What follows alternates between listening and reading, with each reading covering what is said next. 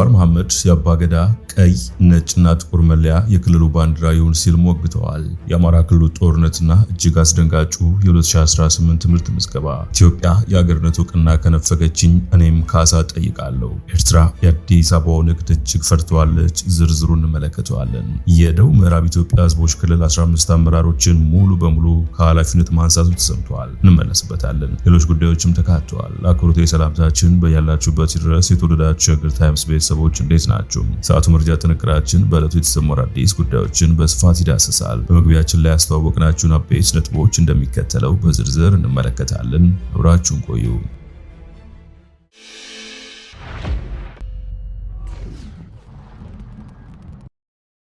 ወደ ቀዳሚ ጉዳይ አመራን። የአባገዳ ባንዲራ የክልሉ ባንዲራ ይሁን ጀዋር መሐመድ ያስነሱት አዲስ ሙግት ነው። ዛሬ የኢሬቻ በዓል በአዲስ አበባ እየተከበረ ነው። ከዚህ በዓል ጋር በተያያዘ በውጭ ሀገር የሚገኙት ጀዋር መሐመድ የአባገዳ ቀይ ነጭና ጥቁር መለያው የክልሉ ባንዲራ ይሁን ሲሉ ሞግተዋል። የክልሉ ርዕሰ መስተዳድር ሽመልስ አብዲሳ ምልክቱን የኦሮሚያ ክልል ባንዲራ ማድረግ አለባቸው ሲሉ በመሞገት በዓመት አንድ ጊዜ ብቻ ፕሮፓጋንዳ ብቅ እያደረጉ ማሳየት በቂ አይደለም ባይ ናቸው። ምልክቱ ለ365 ቀናት በመንግስት መስሪያ ቤቶች መውለብለብ ባለበት ሲሉም ነው የሞገቱት። የውሳኔ በ2011 ዓ.ም በተደረገ የጋዲሳ ኦሮሞ ስብሰባ ስምምነት ላይ ተደርሶበት ነበር የሚሉት ጀዋር የአባገዳ አርማውንም ሆነ የኦነግ ባንዲራ የክልሉ ምልክቶች መካከል አንዱ ናቸው ሲሉም ሞግተዋል። በወቅቱ ጠቅላይ ሚኒስትር አብይ ሽመልስ አብዲሳ ጉዳዩን ለጨፌ ኦሮሚያ አቅርበው እንዲያጸድቁት መመሪያ ሰጥተው እንደነበረ የጠቆሙት ጀዋር ነገር ግን የተገባው ቃል ኪዳን ሳይፈጸም ቀርቷል ሲሉ ነው በማህበራዊ ትስስር ገጻቸው ላይ ባሰፈሩት ትችት የሞገቱት።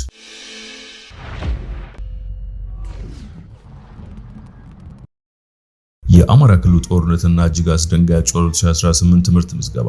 የአማራ ክልል ኮሚኒኬሽን ቢሮ ኃላፊ መንገሻ ፋንታው በክልሉ መዝገብ የነበረባቸው ተማሪዎች 7.4 ሚሊዮን ናቸው፣ እስካሁን የተመዘገቡት ግን 3.4 ሚሊዮን ብቻ ናቸው ብለዋል። የአማራ ክልል ትምህርት ቢሮ በክልሉ ያለውን ትምህርት ስብራት በተመለከተ በአዲስ አበባ የውይይት መድረክ አዘጋጅቶ ነበር። በወቅቱ ሰነድ ያቀረቡት ዶክተር መንገሻ በአሁኑ ወቅት 3.6 ሚሊዮን ተማሪዎች አልተመዘገቡም፣ 2045 ትምህርት ቤቶች በክልሉ ውስጥ ዝግ ሆነዋል ሲሉ ተናግረዋል። 9 ወረዳዎች ምንም አይነት ትምህርት ስራ አልተጀመረባቸውም። 1044 ትምህርት ቤቶች ከተባለለት ዓላማ ውጪ እየዋለ ነው ብለዋል። መንገሻ አሁንም መምህራን እየታገቱ ነው። በቅርቡ ምስራቅ ጎጃም ወደ ትምህርት ቤት ሲሄዱ ታግተዋል፣ ሰሜን ጎጃም ታግተዋል፣ ባለፈው ሳምንትም ታግተዋል ሲሉ ተደምጠዋል። መምህራን ባለፈው ዓመት ተገድለዋል፣ ታግተውብን ገንዘብ እንዲከፍሉ ተደርገዋል። አሁንም አልቆመም። እንዲህ አይነት የሁሉንም ትግል የሚጠይቅ ስራ ስብራት ገጥሞናል ያሉት በምስራቅ ጎጃም 842፣ ምዕራብ ጎጃም 514፣ ሰሜን ጎጃም 362፣ አዊ 246፣ 221 ሰሜን ጎንደር፣ ማዕከላዊ ጎንደር 141፣ ሰሜን ወሎ 115፣ ዋግምራ 59፣ ምዕራብ ጎንደር 50 ትምህርት ቤቶች ዘግተዋል ሲሉም ተናግረዋል። ባለፈው ዓመት 4952 ትምህርት ቤቶች ዝግ ነበሩ። ከ50 በመቶ በታች ያሉ ትምህርት ቤቶች ዘግተው ነው የከረሙት ሲሉም አስታውሰዋል። የሰሜኑን ጦርነት ጨምሮ አጠቃላይ 6154 ትምህርት ቤቶች ፈራርሰዋል። ከ6154 ትምህርት ቤቶች ውስጥ የ1984ቱ አሁን በክልላችን ባለው ውስጣዊ ግጭት የመጣ ችግር ነው ያሉት። እንዲሁም እስከ መስከረም 20 2018 ድረስ ባለ መረጃ 3.4 ሚሊዮን ህጻናት ከታቀደ ውስጥ 46.32% የሚሆኑት ናቸው አሁን በትምህርት ገበታ ላይ ያሉት። መመዝገብ የነበረበት ከ7.4 ሚሊዮን በላይ ነው ብለዋል። ከ1169 ትምህርት ቤቶች ውስጥ 8624 ትምህርት ቤቶች ናቸው ምዝገባ የጀመሩት። 78% ተማሪዎች ተመዝግበዋል። ከዛ ውጭ ያሉት ግን አሁንም ተዘግተው ነው ያሉት። ትምህርት ማገገም በማይችልበት ሁኔታ ነው ያለው ሲሉም ተናግረዋል። የትውልድ ግንባታ ስለሆነ በዚህ ላይ እጁን ያነሳ እጁ ይቆረጥ ብለን አውግዘን መታገል አለብን በማለትም ታጣቂ ኃይሎችን ተጠያቂ አድርገዋል። በመርሃ ግብሩ የተገኙት የአማራ ክልል ትምህርት ቢሮ ኃላፊ ሙሉነሽ ደሴ በኩላቸው በርካታ ተማሪዎች ከትምህርት ገበታ ውጭ መሆናቸው ለጉዳዩ ትኩረት እንዲሰጥ አሳስበዋል። የትምህርት ሚኒስትር ዴኤታ አየለች እሸቴ ባደረጉት ንግግር ደግሞ እንደ ሀገር 74% ተማሪዎች በትምህርት ገበታ መምጣታቸውን ገልጸው አሁን ምዝገባ እየተካሄደባቸው ያሉ ቦታዎች አሉ ብለዋል። በአማራ ክልል ወደ 47% በላይ ተማሪዎች ብቻ ናቸው ወደ ትምህርት ገበታ የመጡት ያሉት ሚኒስትር ዴኤታ በጉዳዩ ዙሪያ ውይይት ማድረግ እንደሚገባ አስገንዝበዋል። በመርሃ ግብሩ የተገኙት የተለያዩ አካላትም በጉዳዩ ዙሪያ ውይይት አድርገዋል። ኢትዮጵያ የሀገርነት እውቅና ከነፈገችኝ እኔም ካሳ ጠይቃለሁ አለች ኤርትራ።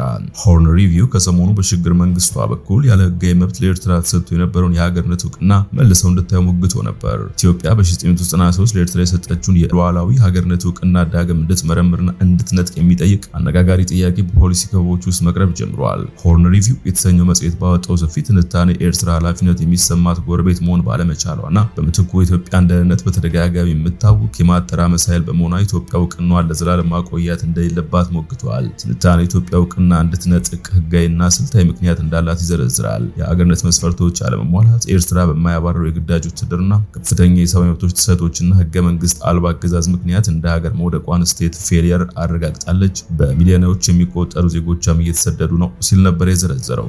ከዚህ መረጃ መውጣት በኋላ ከባድ ድንጋጤ የገቡ የመሰሉት የኤርትራ ባለስልጣናት ታሪካዊና ጊዜ ያለፈባቸው የተባሉ ሙግቶችን ማሰማት ጀምረዋል። ቃል አቀባዩ ባጋሩትና ሬርሲ ቢኮን የተሰኘ ድረገጽ ባወጣው ረዥም ሀተታም የኤርትራ ነጻነት ያበቃለትና በዓለም አቀፍ ህግ የተደነገገ ነው ሲል አትቷል። ምንም አይነት ማስፈራሪያም ሆነ ክልከላ ያገኘነው ነጻነት ወደ ኋላ አይመልሰውም የሚለው ጽሁፉም በዚህ አንፈራም፣ ይልቁንም ለ30 ዓመታት ያደረግነውን ትግል የበለጠ እንድናጠናክር ያግዘናል ባይ ነው። ነጻነት የሚለው መገንጠል በደምና መስዋዕትነት የተገኘ ነው በማለት በብልጽግና የፕሮፓጋንዳ ኃይሎች የተጀመረብኝ ክርክር አሳሳቢ ነው ብለዋል። ኢትዮጵያ በሰጠችን እውቅናና ሉዓላዊነት ላይ ጥያቄ የሚነሳብን ከሆነ በፌዴሬሽን ኢትዮጵያ ጋር በነበርንበት ወቅት የተፈጸመብንን ሁሉ ለዓለም አቀፍ ማህበረሰብ አቤት እንላለን ባይ ነው። አፍሪካዊ ሀገርን በቅኝ ግዛት የሚከሰውና በጣሊያን ቅኝ መገዛቱን ግን እንደድል የሚቆጥረው ሻዕቢያ ከዚህ ባለፈም ጠቅላይ ሚኒስትር አብይ አህመድ በ1959 እንደ አውሮፓውያን አቆጣጠር በአሰብ ወደብ ገደማ 500,000 ሜትሪክ ቶን ማጥራት የሚችል ሪፋይነሪ ኢትዮጵያ ገንብታ ነበር ሲሉ አስታውሰው ነበር።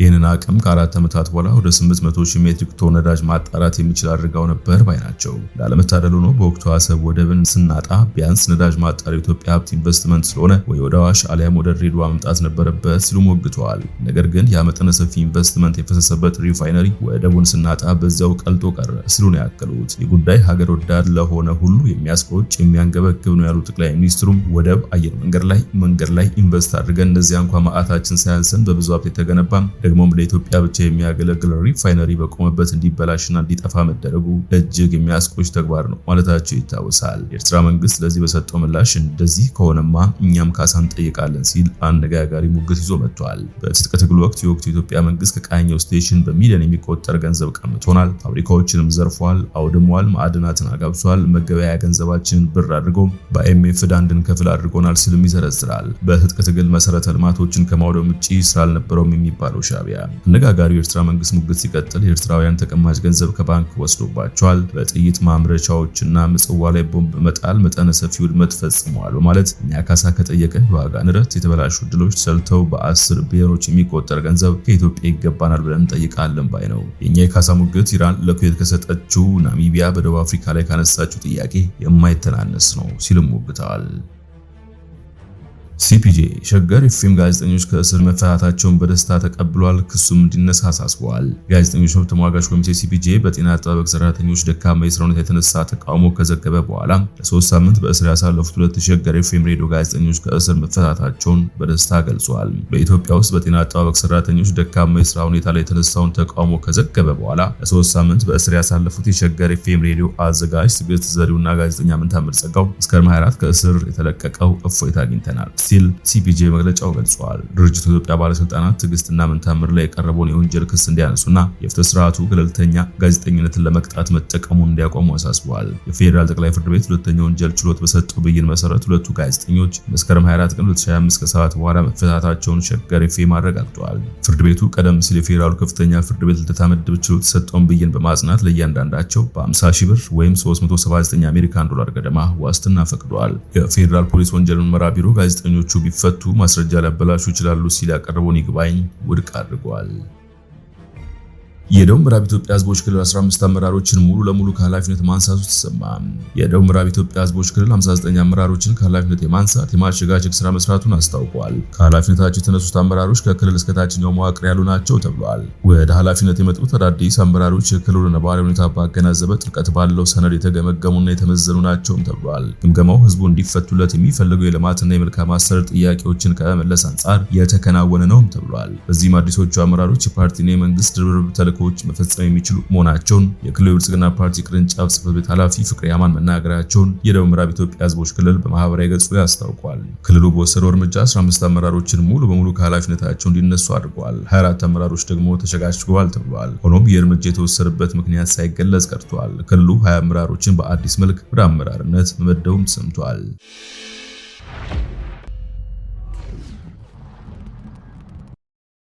በመጨረሻም ወደ ውጭ ጉዳይ ሱዳን አዲስ ድርድር ለማድረግ ማቀዷና ለሳውዲ $100 ቢሊዮን ኢንቨስትመንት ማቅረቧ ተገለጸ።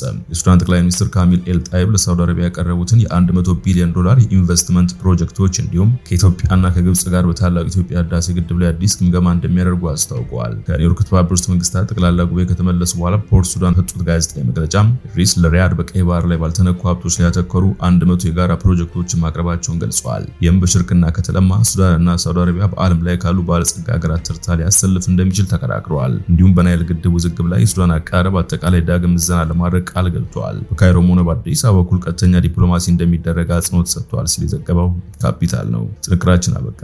በያላችሁበት ሰናይ ጊዜ